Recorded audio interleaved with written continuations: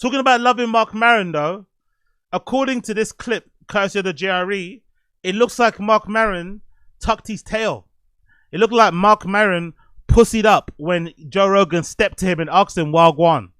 It seems like Joe Rogan bumped into Marc Maron, maybe at the fucking Comedy Mothership, maybe at some other club there in Austin, Texas, maybe somewhere in LA at the Comedy Store. But it seems like Marc Maron bumped into Joe, they had a chat, and Marc Maron essentially, waved the white flag, which is very disappointing considering how hard he was going in on Rogan, how hard he was going in on the Austin comedy scene, how hard he was going in on Rogan's fucking lapdogs and then over 250 comedians and industry in general. It's kind of sad to see that he kind of tucked tail as soon as Joe approached him and confronted him. But I guess it is what it is. Do you know how crazy that is? That what works at the Comedy Store also works at the White House? Just talk to him. Like, how many times do you have like a little beef with a comedian, you get in front of him and you have a conversation with him, and then 20 minutes later, Marc Maron, 20 minutes later, you're hugging each other? Right, because most people in person are cool. Yeah. But you get lost in whatever the fuck is in your head. You're arguing with yourself. I'm not going to lie, right? Joe's a better man than me because I'd feel away when it comes to Andrew Santino. If I'm Joe Rogan, I'd feel away when it comes to Andrew Santino.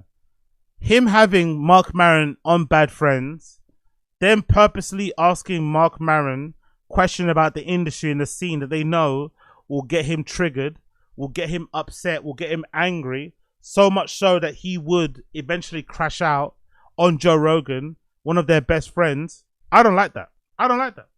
I really don't like that.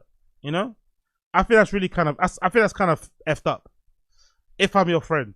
Yes, I get they can't control, they couldn't anticipate what Marc Maron would say, but I didn't like that. And you did see a little bit of regret because I think on the actual episode Marc Maron was on, when it comes to Bad Friends, I'm pretty sure his face isn't even featured on the thumbnail. They removed his face from the thumbnail. I think he's on the title still, but he's not on the thumbnail. So they went out of his way to not put him up there, even though they clipped up the clips and put him up there and shared them to the world. That made everyone realize what Marc Maron was saying about Joe. I think if I was Joe, I'd feel a little bit away when it comes to fucking Andrew Santino. But on what he said regarding Marc Maron, I think in most cases in life, it is true. If you do have a personal spat with somebody, all it takes is one phone call. All it takes is one conversation to really dead the beef. Let's be fair. That's all it takes.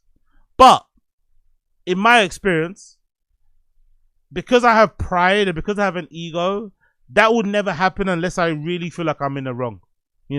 I will purposely avoid any communication because I don't want anyone to kind of cop please or change their mind. It's like, no. Even though what you said was in the heat of the moment, what you said is what you said, and it's up until forever, But I'm also not the kind of person who would go out of his way to piss off somebody like that in the first place anyway, I'm not that person that's going to go out their way to have an enemy like Marc Maron that Joe Rogan kind of created because of his personality, because of his fucking, sycophants, because of his kind of cult that kind of orbits around him. I'm not the kind of guy anyway in the first place, so I think it's kind of different in that regard. But big up Joe for at least confronting Marc Maron, having a conversation.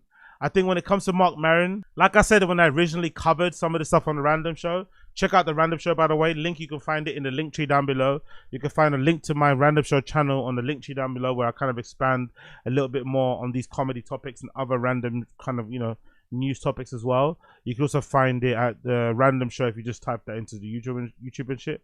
But anyway, regardless, right? One thing that I realized when I was analyzing this kind of issue, or when I was analyzing the situation at first, when it kind of came up, was that I got the feeling originally when Marc Maron was first going at all these Austin stand-up comedians, my initial reaction was this: he's trying to get involved. That was my original reaction before any match was put on. It just felt like to me he wanted to get involved. That was it. Simple as that. So although he was calling out Rogan, calling out the Comedy Store, calling out the Mothership, I think deep down he misses the fact that he can't hang. Because I think he's created enemies, and if you create enemies with someone like a Joe Rogan, who is beloved, then unfortunately all the other guys in there are going to go out their way to not, talk to you or avoid eye contact because they don't want to, go against the guy, essentially. That is basically it. They also want to be in the in-group. So I wonder. But big up Marc Maron at least for saying it. and big up Joe for confronting him IRL.